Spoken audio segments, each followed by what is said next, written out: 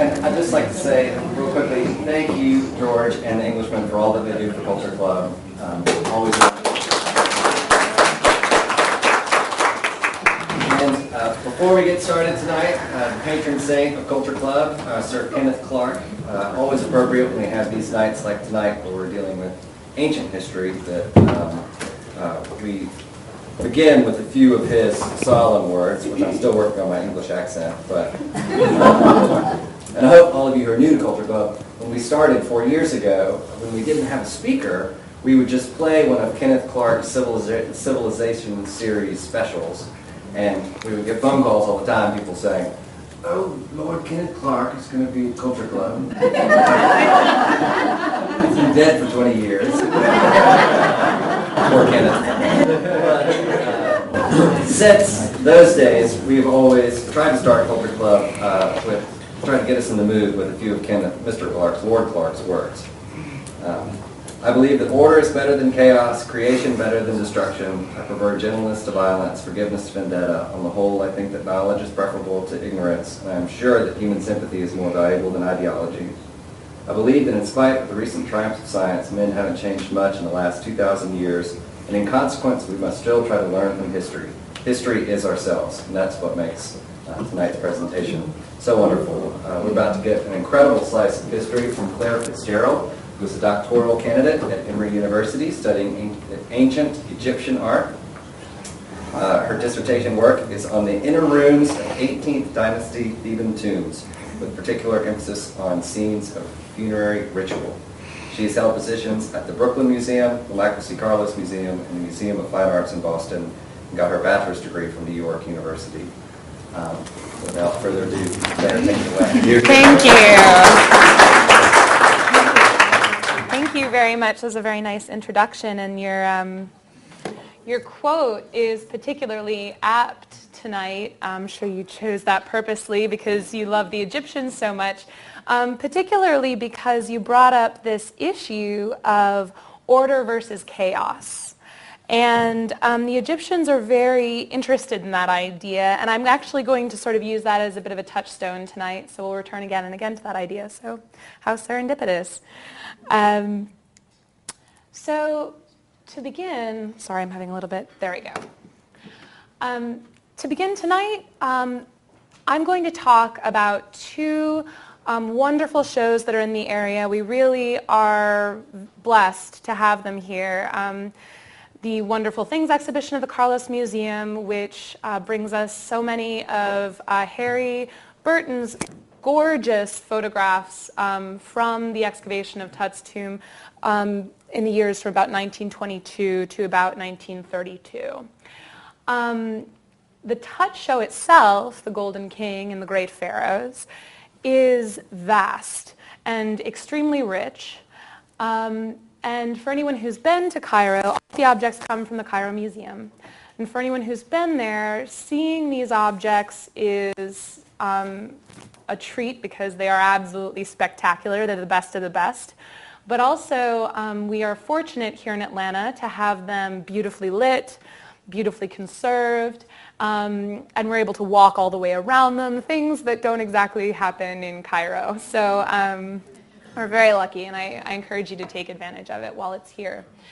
The show is 12 rooms chock full of highlights. I mean, one of these objects would be, the highlight of any collection.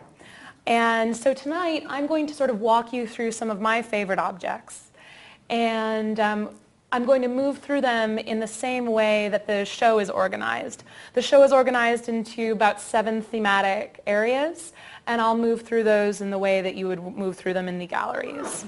But before we begin, here's our guy Tut, boy king, sort of a very forgettable pharaoh in the sweep of Egyptian history. He came to the throne when he was about 10 years old. And ruled for between 9 and 10 years. He was the son of an individual often called the heretic pharaoh, Akhenaten, who had revolutionized Egyptian religion much to the chagrin of many of his advisors. After his death, his advisors sort of took Tut under their wing and sort of molded him to become the king that they wanted. He died unexpectedly, and in part because he was such a forgettable pharaoh, his tomb was unfound until 1922. So sometimes maybe being famous isn't all it's cracked up to be. But when we talk about Egypt, we're always talking about kings. We're always talking about, the ruler, the kings, the pharaoh, and one might ask why.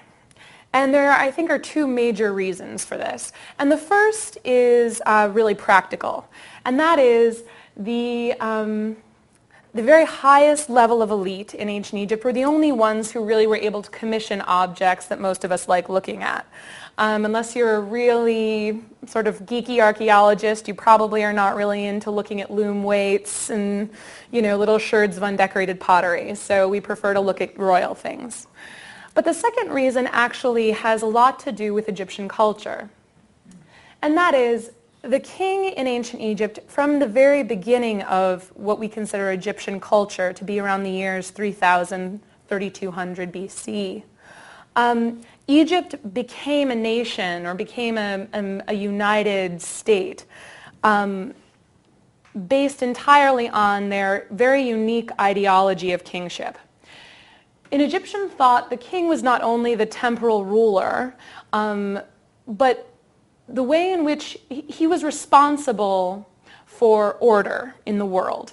The Egyptians saw the world, they believed that the created world came about when, out of a sea of chaos, which they conceived of as sort of a watery ocean where nothing was distinguishable. There was no land, there was no earth, there was no air.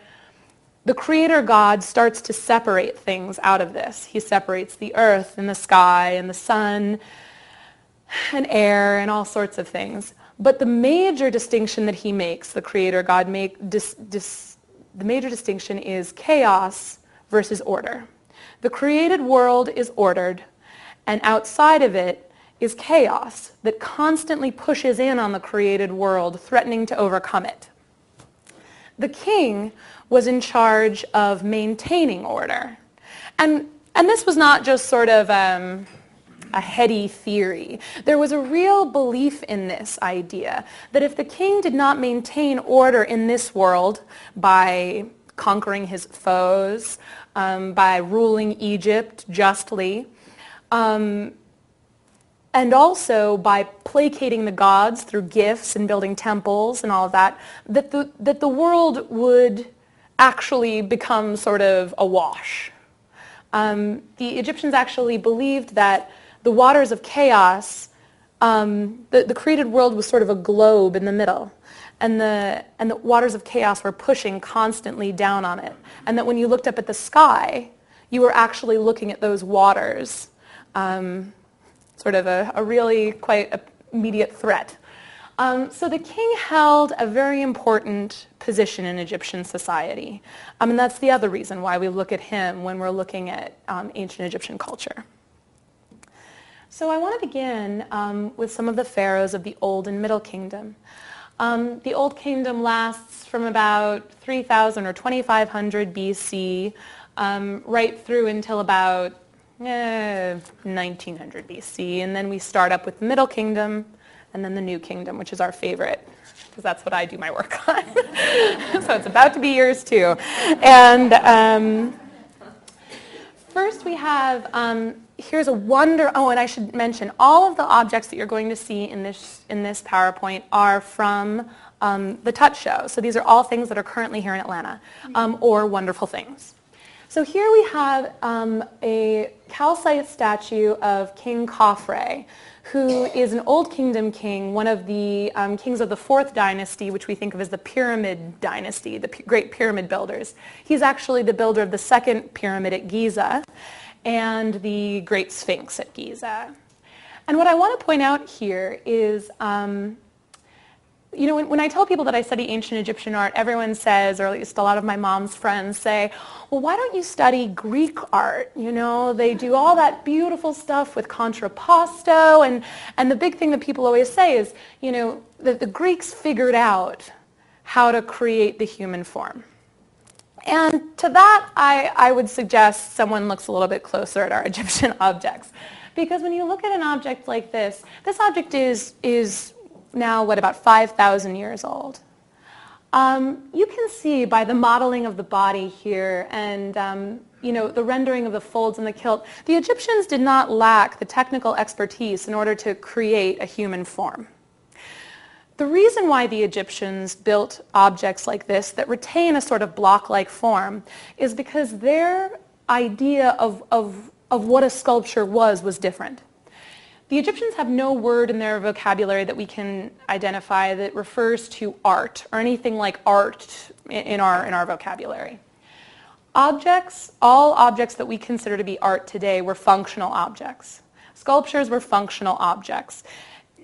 They served as a site for your soul to sort of, a concrete place on earth for your soul to manifest. So, because it's functional, it was important that it last as long as possible, therefore it be most durable. Therefore, retaining its block-like form and keeping all of this, what we would like to see as negative space, filled in, was simply a way of making sure that the object remained viable and functional for as long as possible. The other thing to point out about our wonderful sculpture of Khafre here is that we see the Egyptians are, another reason why I think people always ask me why I don't study Greek art or other types of art, is because they say Egyptian art is all the same. They all look the same. And in a way, people are right about that. But there's a good reason for it. This object comes from, as I said, about 3000 BC, 2500 BC. And we will see images of the king like this that are very similar up through the Ptolemies and even the Roman rulers. We see this nemes headdress, which is our sort of, you know, standard Egyptian headdress for kings only. We see the false beard. He's wearing a shendit kilt, which is another sort of, these are all hallmarks of Egyptian kingship. And the reason why they are so constant is for much the same reason that I think Coca-Cola is so successful. No matter where you go, when you see a Coca-Cola can, you know what you're getting. You know what you're looking at, no matter what language it's in. Whereas with the Egyptians, they established a visual vocabulary that was very readable. And in order for it to be readable, it had to be consistent. So the Egyptians kept these hallmarks and signifiers of Egyptian kingship because it made them legible. So it's not, again, it's not a lack of creativity. Again, it returns back to this idea of function. And we'll see these hallmarks of kingship as we continue through the ages. Here's another of our beloved kings. This is Amenemhat III, who's a Middle Kingdom king. And here again, we see our sort of standard representation of an Egyptian king in some ways. He's very fit. You never see Egyptian kings, you know, getting a little bit pudgy or showing anything like that. The Egyptian king always is represented as a youthful physical ideal, in his body at least. We see his nemes headdress. But also you'll notice that Amenemhat is interesting, and the reign of his father is interesting, Senwosret III, because we start to notice here he sort of plays with his facial features. We don't have that sort of extremely idealized young face anymore. We sort of see sort of heavily lidded eyes. He's got some sort of puffiness below his eyes. He has these sort of big jug handle ears. And again, here we sort of see, so we see that even though we have this sort of format within which the Egyptians represent the king, there is room for innovation, and there's room for change, and we'll see that particularly during the reign of Akhenaten. So is there any portraiture in the face, or is it somewhat generic or masked? That's a really good question. Someone just asked whether or not we have what we would consider sort of portraiture in ancient Egypt. And that's a really good question. And what I can tell you is that we don't really know. That's the real answer. We definitely see that certain kings try to represent aspects of their different aspects of their physiognomy. Is it theirs? Is that what they actually looked like? Or were they trying to just represent it for visual, to establish a new sort of visual symbol? Who knows? So we have a hard time sort of looking back. The interesting thing is that now they're doing some work on mummies and trying to recreate what people might have looked like when they were not desiccated.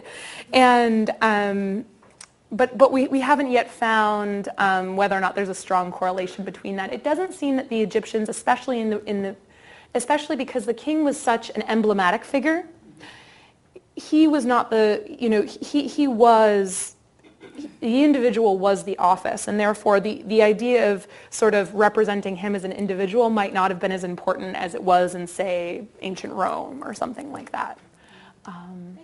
You're welcome. So now we're moving on to the New Kingdom. And Tut is a king of the New Kingdom. Again, the New Kingdom starting about 1500 BC. And this is one of my favorite objects in the show. We see here, in some ways, a very traditional image of the king. This king is actually wearing a cot headdress, which is a little bit different and tells us that this is probably related to their a certain festival.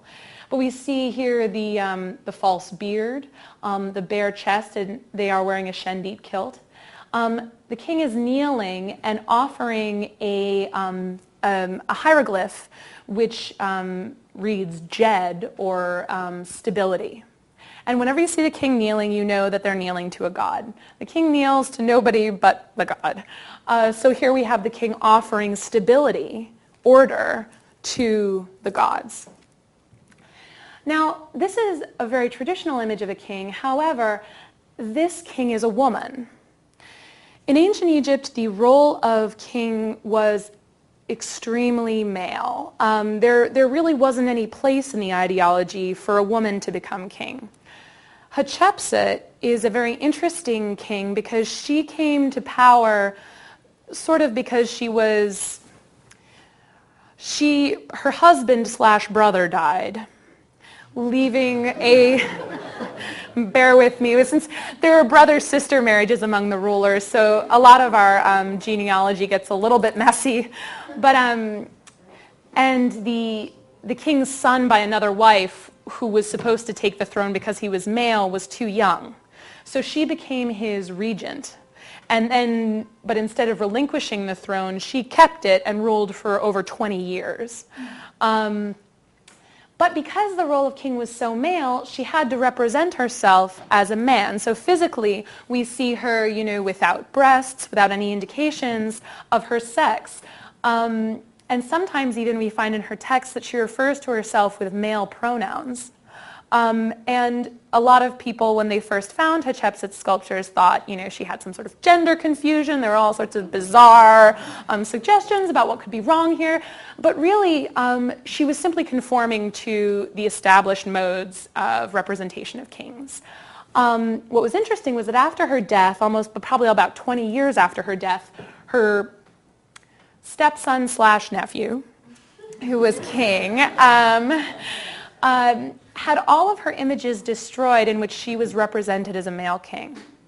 He didn't touch her images as a female, but and so then that gave rise to all these wonderful narratives about how she'd been an evil stepmother, and he was so enraged that he broke all of her sculptures and threw them in a pit. And really what we think happened was there was probably some confusion over succession, and he didn't want any reminders that a woman could be on the throne, because it confused issues for him.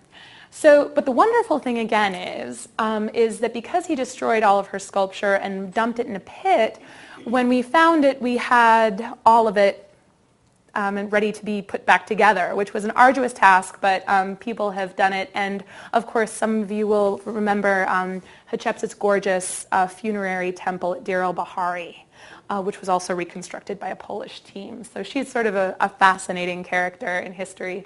And the Metropolitan Museum in New York has a very large collection of her sculpture, so if ever you... Here we have King Ramses II, also known as Ramses the Great. He is a 19th dynasty king, so the dynasty following Tut's dynasty. And Ramses is also a very interesting character. He made an extremely large amount of sculpture, in part because he ruled for a very long time. He had the longest reign of any king that we know of. In a culture where the average lifespan was probably about 30 years or 35 years, he lived into his 80s. And in addition, we know that in a culture where most men didn't grow taller than about 5'6" or so, he was about 6 feet or over 6 feet tall. So we can imagine that these sort of physical aspects of him made him an even more imposing individual, and it didn't hurt that he was a wonderful warrior. But Ramses also built the wonderful temples at Abu Simbel, which many of you will remember were moved to higher ground when the Aswan Dam was built. He's a really fascinating character because the king was thought to be semi-divine. So you can imagine that someone living 80 some odd years in this culture, it would really contribute to that idea that the king would never die. He was really immortal. Now, we have a lot of sculpture of the king in a more sort of, and we know a lot more about sort of, I guess, the history with a big H. In ancient Egypt, the wars and, the temples and all of that. But this show is wonderful because it also gives you sort of a look at what we do know about the king's family life and private life. The reason why we don't know as much about this is because the Egyptians were interested in the idea of longevity when it came to their funerary their funerary material and their temples, things like that. They built them in stone, and they often built them in the desert. They built their palaces, houses, and things like that in mud brick, which doesn't remain as well, and also in wetter areas, often in the sort of watered strip on either side of the Nile. So water has really kind of destroyed a lot of the things that we might have had to sort of help us learn about them, but I'll show you what we have. This is for furniture people here, I'm sure. This is a large jewelry box that you can see in the show. It's about this high, so it's a box on legs. It's wood with gold overlay and faience tile. This was actually a gift from King Amenhotep III to his parents-in-law, Yuya and Tuya. So it was found in their tomb, obviously an extremely high status gift. And these hieroglyphs along the side, on the top of it, which we don't have an image of, it has the cartouche of Amenhotep III. A cartouche is a oval sort of, it's an oval with a line at the bottom, which encloses a king or queen's name. And yeah, I'm just throwing that around and not explaining it. Sorry. So here we have Ankh, Wa, and Jed, which are the hieroglyphs which mean life, power, and stability. So the Egyptians believed by representing things, you actually made them occur, in essence. So by representing the king's name with Ankh, Wa, and Jed, wishing him life, stability, and power, you were actually helping to affect that outcome, which is such a different way than we tend to relate to objects. But it's important to sort of keep that in your mind as you're looking at these things as we move along. So also, it's a very nice gift to give your parents-in-law. I guess he was a good son-in-law.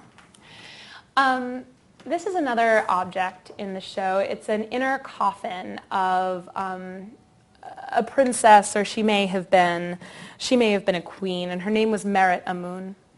She came from the early part of the 18th dynasty.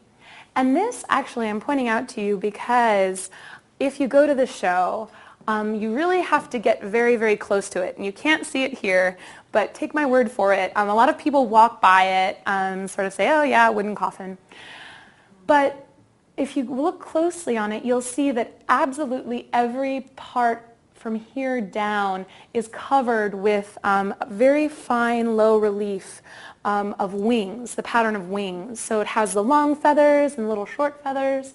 And this is because one of the ideas about the Egyptian afterlife was that you would be sort of taken into the care of the sky goddess named Nut, whose wings would wrap around you in a protective gesture. So it's wonderful because in this coffin we actually have the wings of the goddess wrapping around the deceased. Another thing that's important to note about this object is that when I was working at the Brooklyn Museum, I'd take kids around sometimes and they'd say, we had a coffin of a princess that was wood, and they'd always say, oh, this must have been a poor person, which is a fair assumption when we see all these beautiful gold things. But this is extremely fine cedar from Lebanon, or what is modern day Lebanon. And so we have to also reevaluate the way in which we look at materials, of course, because this is an extremely high status material, and the wood being left bare emphasized its status. So here is sort of one of our oddballs. This is a wonderful sculpture that you can't see in this image, but there is actually a dowel underneath her head. It would have been part of a composite sculpture of one of the princesses of a daughter of Akhenaten. And these are just wonderful, wonderful images because they also sort of speak to this whole question of composite sculpture. A lot of times when we just have a head of something, we wonder what else would have been going on here. But we can also now imagine, a torso perhaps made of wood with inlay and gold. And this was actually found at a sculptor's workshop in the city of Amarna, which was the city of King Akhenaten. And we have many of these wonderful images of his daughters. And we can talk a little bit about their egg heads maybe after. But this sculpture. This is a sculpture of a man named Senenmut. And he's a particularly interesting figure in history as well, because Senenmut was born into, we know that they weren't a very, very high elite family. In order to be allowed into the bureaucracy in Egypt, you had to be a scribe. So you had to be literate, and you had to go to school to do that. But most of the people in sort of very high administration were from extremely powerful families or the royal family. Senenmut was not one of those individuals. He rose to power under Queen Hatshepsut, or King Hatshepsut, however you choose to refer to her, and became one of the priests of Amun at Karnak, which was an extremely powerful temple at that point. But his most important role was as tutor to Hatshepsut's daughter, Neferura, who's sitting on his lap here.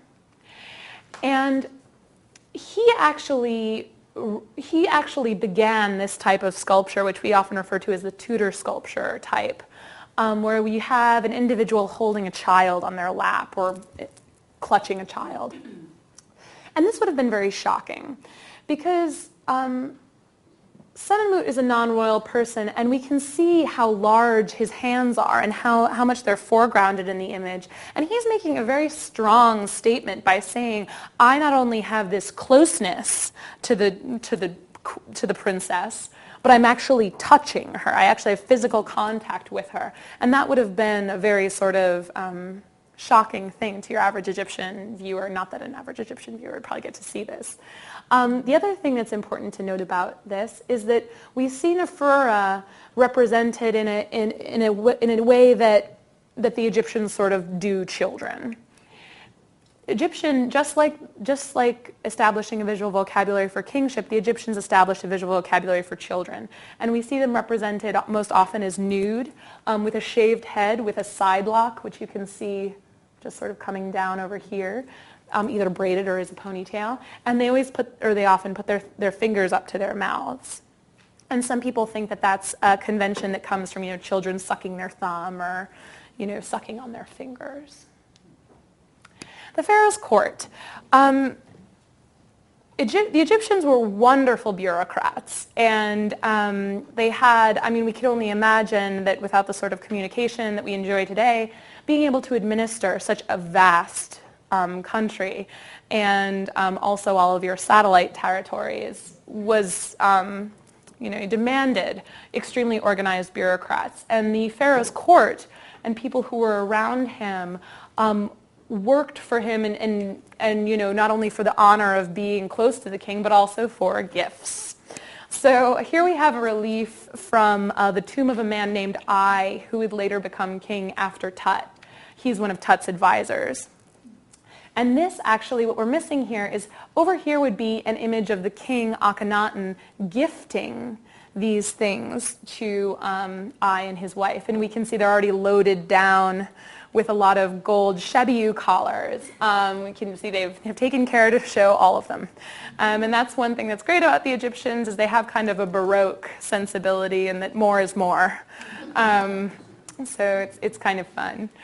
Here he's being handed the Wa collar, which Wa also can mean endurance, or that which is enduring. And so not only are these valuable objects, and that they're often made out of precious materials, but also they carry a sort of symbolic and ritual significance. And here's another wonderful object from the show. Here we have the priest Ramses Nocht, and he's sitting here represented as a scribe, and he has a baboon sort of clutching his head, and his little baboon legs are sort of sticking over there, and it's kind of a bizarre image when you first come across it, but the baboon is related to the god Thoth, who is sort of the patron god of scribes. And so here Ramses Nocht is emphasizing his sort of connection with that god, and but also because he's showing him in this manner, sort of clutching his head, he's actually making a statement that not only is he sort of inspired by the god Thoth, but that he actually has become sort of a repository for the god Thoth. So it's kind of a bold statement, but he was a very powerful priest at this time, so he could probably do whatever he liked. And it's interesting because I'm not sure if it's readable here, but you can see that he actually has a scroll open on his lap with text. So the king's religion is another complicated, very, very complicated issue, but I'll try to give you sort of the cliff notes. The king in Egypt, traditional Egyptian religion was somewhat open. There was a very large pantheon of gods. Depending on where you lived and what your sort of interests were, you would be more or less devoted to different gods. However, a sort of national important god is Osiris. Osiris was conceived of as one of the first kings of Egypt, and in a very complicated story that involves his brother chopping him up and scattering his remains throughout Egypt, and him being revived through a complicated narrative, he becomes king of the afterlife. But the interesting thing here to note is that here we have a very sort of traditional image of Osiris, and this actually dates to the late period, to the 21st dynasty. But he has all of these signifiers of kingship. This is actually an Atef crown, which is another crown that the king can wear, but often Osiris wears. He has the crook and the flail and that false beard, because he stands as the sort of beginning of Egyptian history. And again, we return back to that idea where the beginning of Egyptian history is the first king. So again, the king is very, very bound up in just about every aspect of Egyptian ideology. And here we have the heretic king. I should put that in quotes. Akhenaten. Akhenaten was born son of Amenhotep III, so he was Amenhotep IV. And it's not exactly understood what occurred, but early in his reign, he becomes devoted to a god named Aten, who is the sun god, but in a very sort of special manifestation that he particularly is devoted to. What he does is, but instead of just sort of paying special attention to the Aten and sort of allowing the other gods to continue as they usually would, Akhenaten decides to expunge the names of other gods and demand the worship only of the Aten. Now, you can imagine the sort of reverberations this would have had in Egyptian society, especially since the Egyptian economy was so tied into these temples. But one of the many interesting things that he does is he changes the representation of himself and his family. So our little egg-headed princess is his daughter. He's also the father of Tut.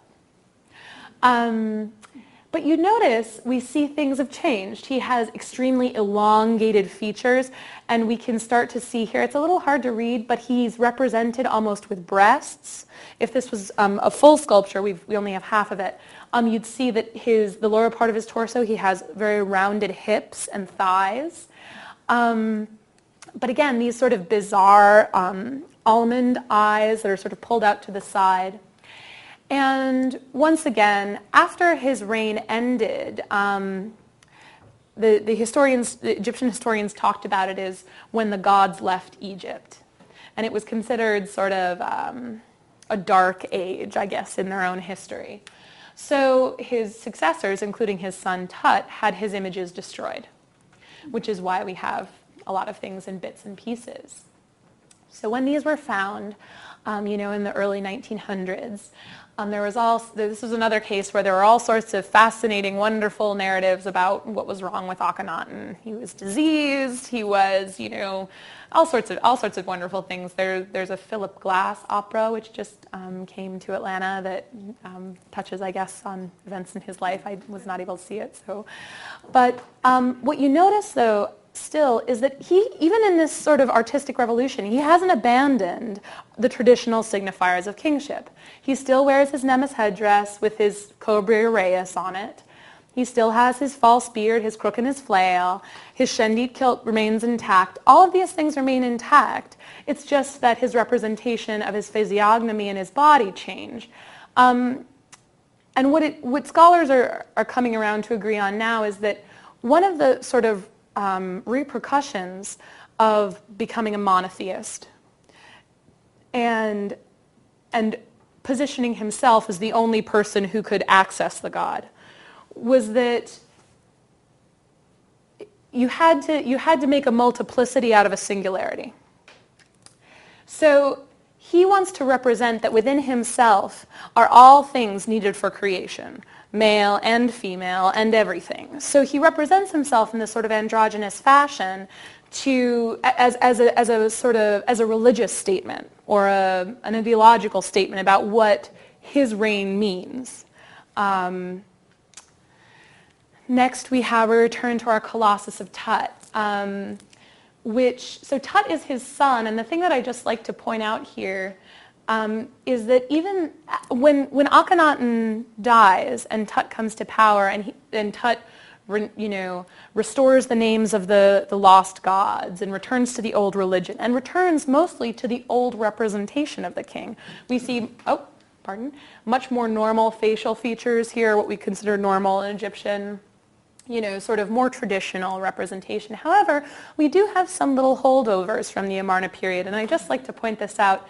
Do you see here, there's a little bit of fullness in the stomach, and that's a very Amarna thing that sort of remains ever after in Amarna. You notice sort of a different treatment of the body, a more organic treatment of the body.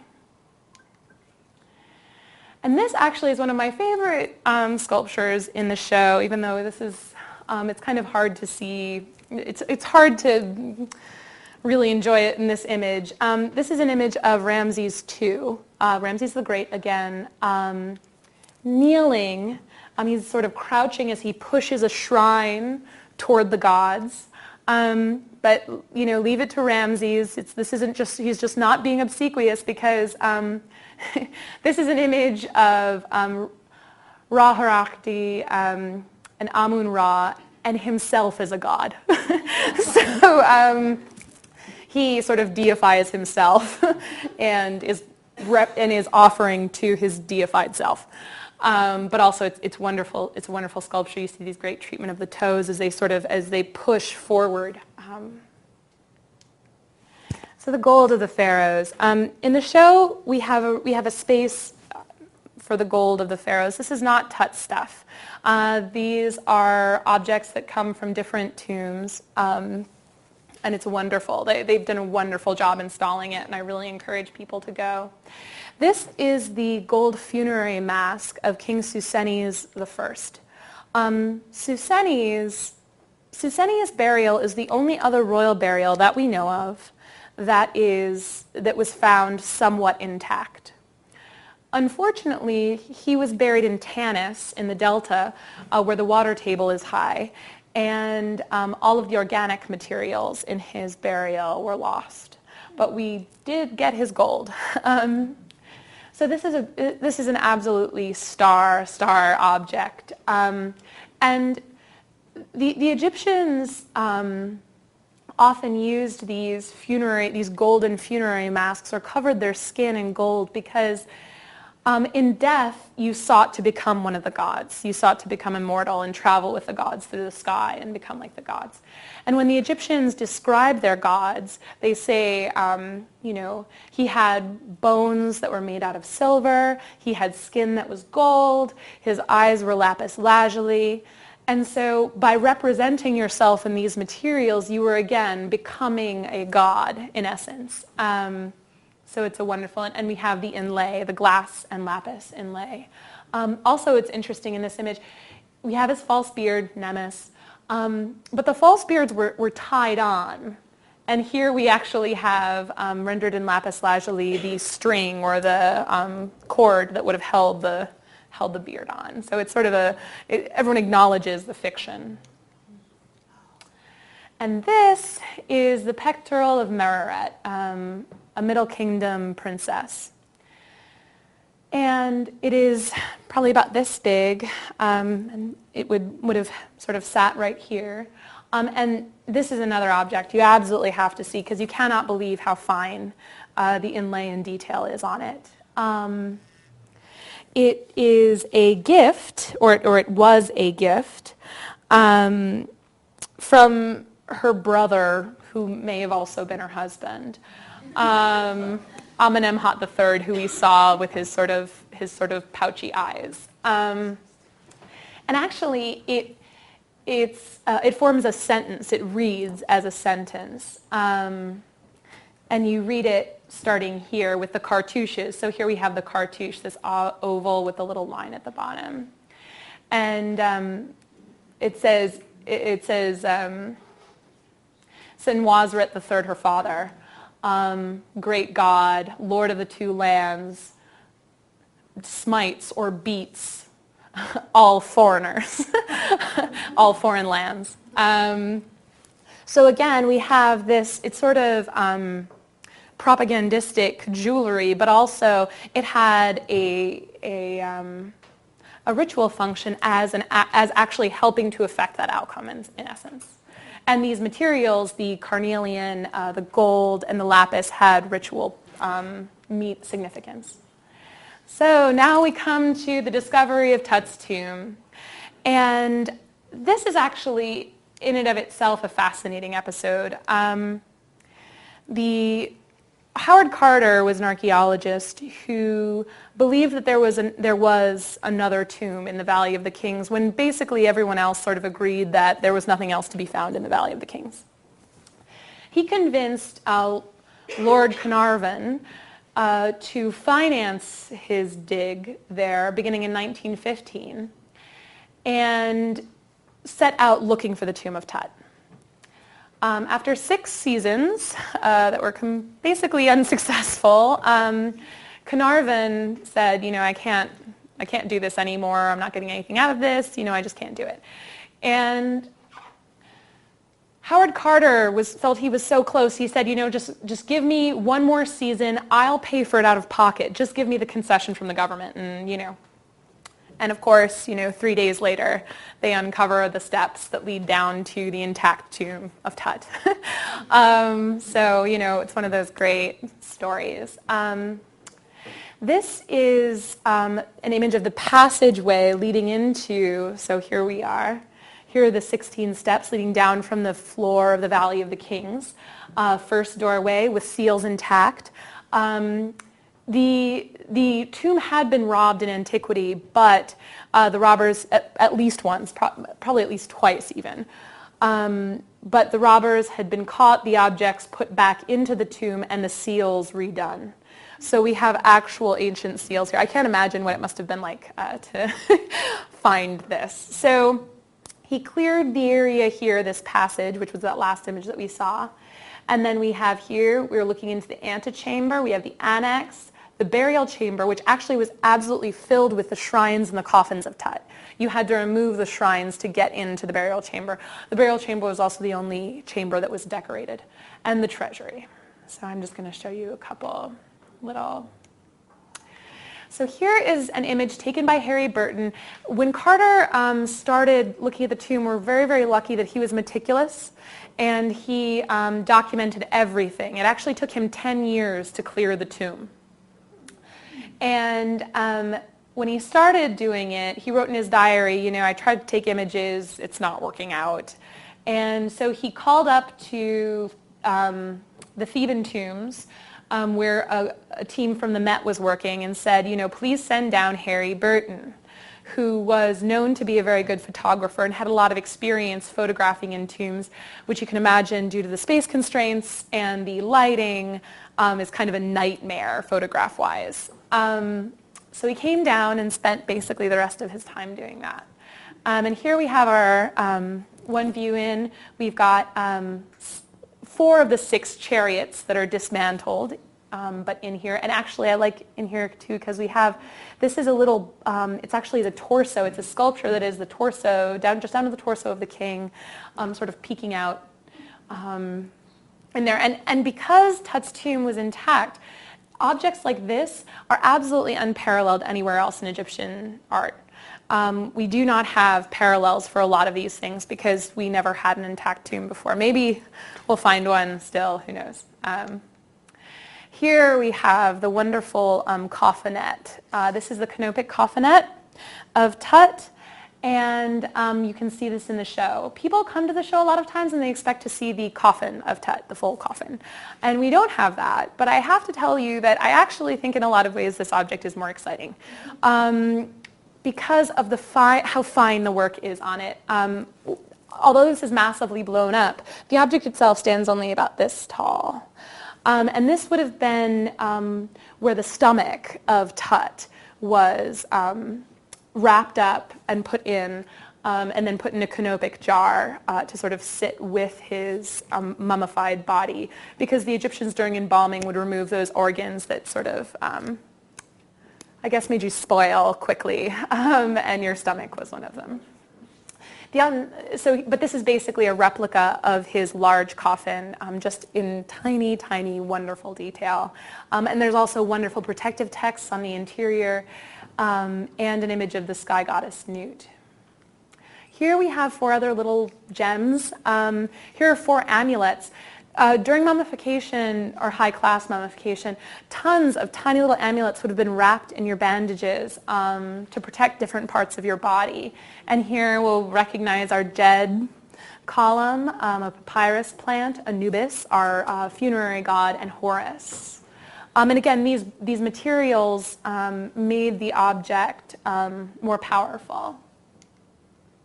Here's another great thing. We've got our Tut's golden sandals, which I think actually would be pretty fashionable today with all the metallics that people are wearing. And we have his golden toe and finger stalls. Again, this is all part of that idea that not only is this a huge status marker, but also it is, again, making yourself more like the gods. Your skin is gold. And you notice the wonderful attention to detail with the rendering of the fingernails and the little creases in your fingers and toes. Also, in a high-class mummification like Tut's, every sort of individual thing was wrapped. So each of your fingers was wrapped individually. So when he was found, his little toes were, wrapped individually so he could wear his thong sandals. This is another absolutely striking object. It is a necklace. And these necklaces were so heavy that they had to have counterweights. So it helped keep the necklace where it was supposed to be on your body. The Egyptians are great fans of wordplay. And here we see sort of a small example of it. Tut's name is, one of his names is Neb-Kaparora. And you write that with a sun disk and a scarab beetle and a neb basket. And in order to make it plural, so it says Rura, you draw 3 little lines under it. And here they've just expanded that out. So it's sort of like an ancient nameplate or something, but done just beautifully. Now, the discovery of Tut's tomb and his mummy intact allowed people to do a lot of scientific work on his mummy. And every time they come up with a new medical test, they sort of take him out of his tomb, where he still is, and do new tests. Again, originally, also it's interesting when you look at this, it seems that this sort of elongated cranium is probably a family trait. We see that with a lot of his relatives, and so we think that's probably a family trait. Also, he has kind of an overbite, which is another family trait, kind of like little buck teeth. He died very suddenly, and current medicine shows that it probably is due to a fracture that he sustained just above his knee that became infected, and he died very quickly thereafter. Finally, we have one of Harry Burton's beautiful objects. Not only was he able to photograph the actual process of the excavation of the tomb, but he also, these images are just aesthetically gorgeous, but also we have some of the organic materials that were intact at the time that the tomb was open, and here we have a little garland, which is just wonderful to have for scientific reasons, but also, and here we have Carter, just pleased as punch. I mean, you would be too. And Burton on the terrace of the Winter Palace in Luxor, which if you ever go to Luxor is a great place to stay. You can stand there and pretend that you're them. And these are just another one of my favorite objects. This is a photo from the Burton exhibit. These are horse blinders. They're wood with gold overlay and glass inlay. And you can see, I just think about how wonderful it would look with the horse actually wearing these with their little eyes. Finally, I just wanted to show this because this is a Burton photo as well of the door, I think, of the 3rd shrine. And again, you can just see here we have the cord wrapped around these 2 copper wires that held the shrine shut. And we can see here the intact mud seal. And we have here the god of the necropolis, Anubis, standing over the traditional enemies of Egypt, sort of overcoming them. So, just sort of maybe we'll find more intact things someday, but sort of, a wish for the future. So that's all that I have tonight, and I'd be happy to answer questions if you have any.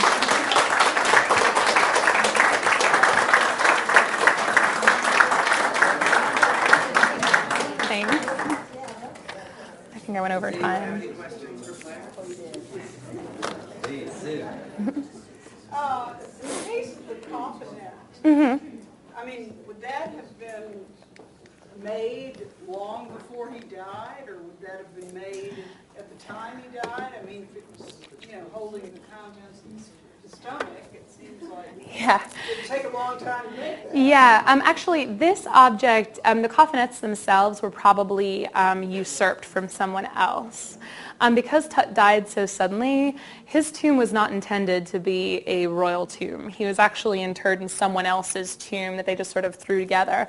But and we don't exactly know how that all came about, but proper mummification takes at least 70 days.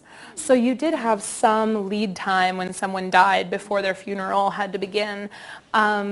So it allowed you to get a lot of stuff together. However, a lot of stuff was from, not things like the canopic coffinets, but a lot of his material came from his house. We actually have objects that he had as a child and things like that that were interred with him. So you kind of took a mix of both. That's a good question. Mm-hmm. Hi. Was the line of succession strictly a family thing like we think of in dynasties these days, or not? The answer, I guess, is yes and no. Ideally, it was. However, if you came to the throne and you were not, let's say, the son of the last king, you would pretend to be.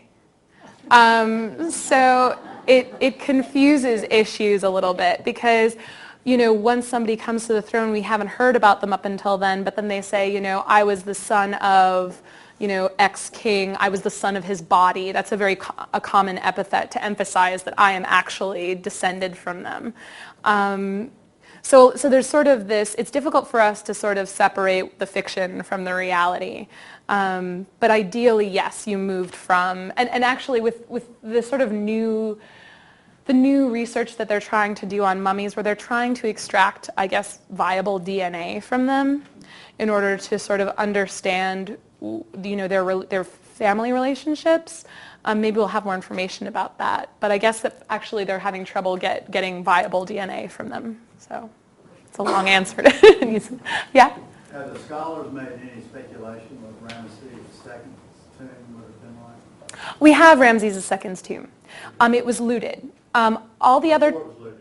Oh, before it was looted. No. The tomb itself is absolutely stunning. It's decorated throughout, and it's much larger. But we really, that's why this is such a sort of tease, because we get this tomb that was sort of thrown together for an extremely minor king, and we have all of these riches in it. It's hard to even imagine what after 85 years you would have accrued as funerary goods for yourself and as such a powerful king. We just don't know. We can only imagine that it must have been insane. Yeah. Yep. I just go 1, 2, and the chariot picture where the wheels are off and it's just sort of like smushed over in the corner. Was it really found that way, or was that taken off and then he took the picture? No, that was found that way. Disassembled, so it was already Yes. like Yes. disassembled in the tomb. Yes, and it probably was put in the tomb even originally in that way. Some things are thrown into the tomb in kind of a slapdash manner because they were things that were being removed by the robbers, and then they were sort of thrown back in by the priests before they resealed it. But the chariots, and these chariots, a lot of them have gold overlay and everything. They're not sort of just your standard wooden chariot. But these actually probably were put into the tomb disassembled. So, yeah, good question. Mm-hmm. Do you think there are more? No, I don't think so. It would be great, maybe. It's hard. There's a lot of speculation because certain tombs, some kings have, we think they have 2 tombs. They'll have sort of a fake tomb and then their real tomb somewhere else, or not really fake, I should say, a cenotaph. It's possible that perhaps there would be one found. And also, I think that a lot of times people think that we have a much better grasp on exactly the succession of kings than we really do. A lot of our history is very relative, and it's possible you could slide a king in or slide a king out. So I don't know. It's sort of everyone's hope that someday something. I don't remember if people remember. Was it 2 years ago? There was something new found in the Valley of the Kings, and everyone was all fluttered, and it was neat, but it wasn't anything really. So you never know. You keep on. People are still digging, still trying. So yeah. Claire, thank you so much. Thank you. It was my pleasure.